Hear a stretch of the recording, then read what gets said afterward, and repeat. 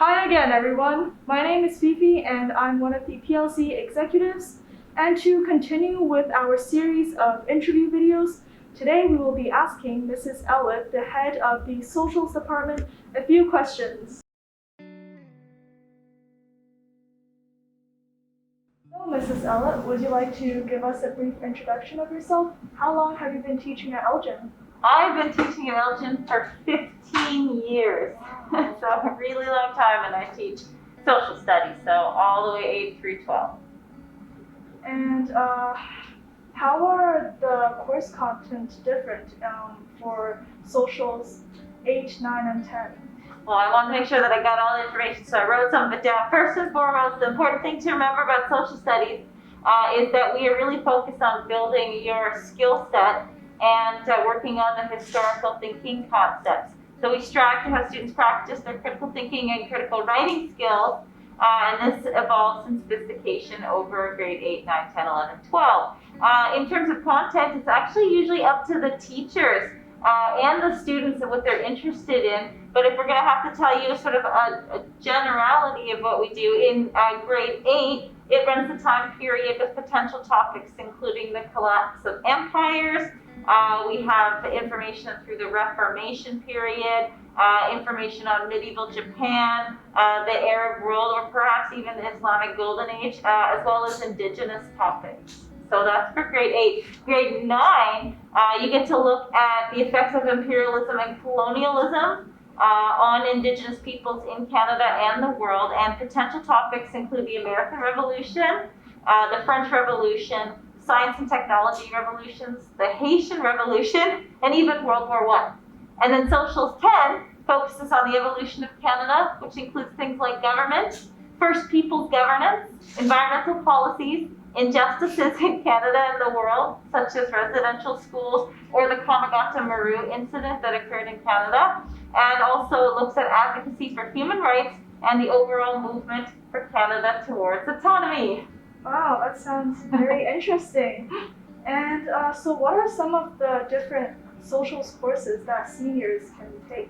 We have lots of different courses that seniors can take, so lots of options. We have 20th century world history, we have law studies, economics, social justice, physical geography, and human geography, which are 2 separate courses, and we also have political studies. Under our umbrella, we also have 2 other options, which includes a combination of law and the Career Life Connections 12 course.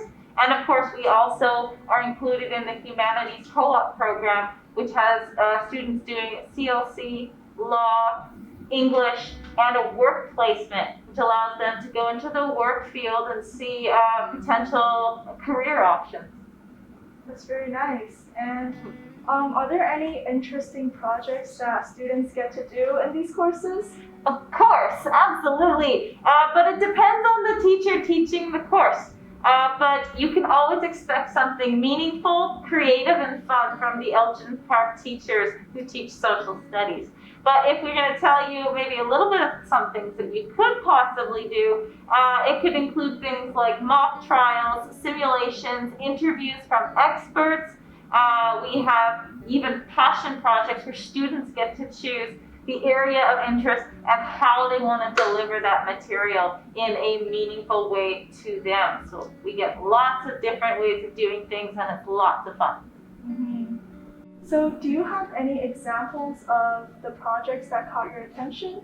Well, I wish I had recordings of some of the really cool things that kids have done over the years, but I've got a project here that I think is kind of fun. This is from our law studies class. And so what we were doing is we were learning about all the different elements of a crime and what makes something a crime. And so what students had to do is they had to pick a fairy tale or a Disney story of their choice, and then they had to figure out what were the crimes that were being committed in that particular fairy tale, and then they had to make a decision on how they would sentence those who committed the crime. And so this student right here, she did hers on The Lion King, which I thought was really fun and creative. And so as you go through it, it looks at some of the elements of crime based on what happened in The Lion King. So it talks about how Scar perhaps did some bad things to Simba's father to get the throne. So she mentions the overview of the crimes. She then goes into details of each major crime that was committed in terms of the elements of crime, and then goes into the findings of how she would find Scar. If Scar were to be in court on trial, she would find him guilty, and it says here that she's going to send him to jail for life. So Scar's going to jail. So I thought that was kind of a lot of fun. And then there you can see there's a second charge on her findings for that one, and then another charge of kidnapping, because he I think Scar ends up kidnapping Zazu, the bird. So very creative and lots of fun. As someone who has taken law, I can assure you that it's a very interesting course. So maybe consider it for the future. Definitely. Yeah, and what are some of the most memorable experiences you've had with students? So for me, I think the big thing is watching students grow in their learning, and I love them when they have their aha moment, like when they finally realize how to take the content and apply it. So it's like they finally get the skill, they finally get the concept, and it just makes me so happy to see them get it and apply it. And one of my favorite memories of all was when I had students doing their mock trial in law. So what they had to do is recreate a whole trial by themselves, and the defense, so students representing that side, ended up asking a question of a witness who was played by another student, and that question that they asked, it just completely sold their case, and they were able to get their not guilty verdict because of the question that they were able to ask that witness. And it was just such an amazing moment to see them take all the stuff we learned in class and apply it. So it was really cool to see. And so are there any fun activities students can look forward to, like field trips? Always, of course.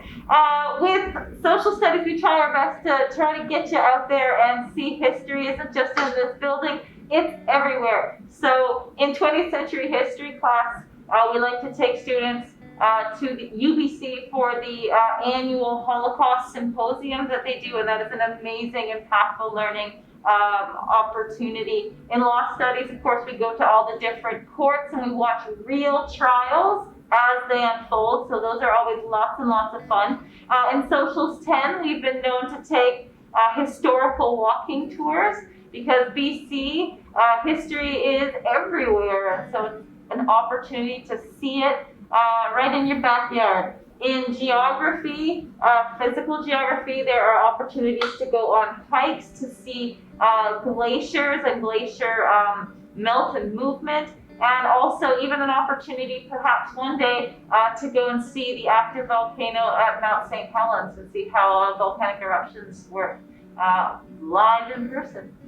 I'm sure those were very impactful experiences for students. And what do you love most about teaching socials? I love the content. I love helping students love the content.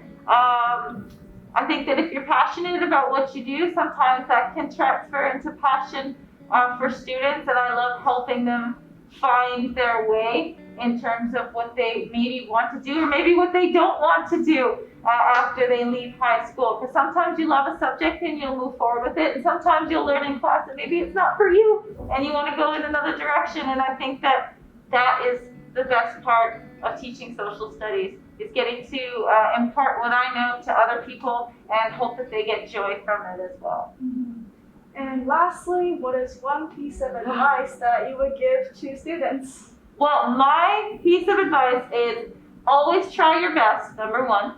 And then I think the most important thing is be your number one advocate. So what I mean by that is always communicate with your teacher if you're struggling with something or if you're needing extra help, because that's what the teachers are here for. We're here to help you be better and do better. And then finally, my last piece of advice is there is never, ever a stupid question. So go ahead and ask it, because we want to hear them. Mm-hmm. the only stupid question is the one you don't ask. Nice! Yes, absolutely. Well, thank you so much, Mrs. Ellett, for your insightful responses. And yeah. Thank you. Thanks for having me. Bye.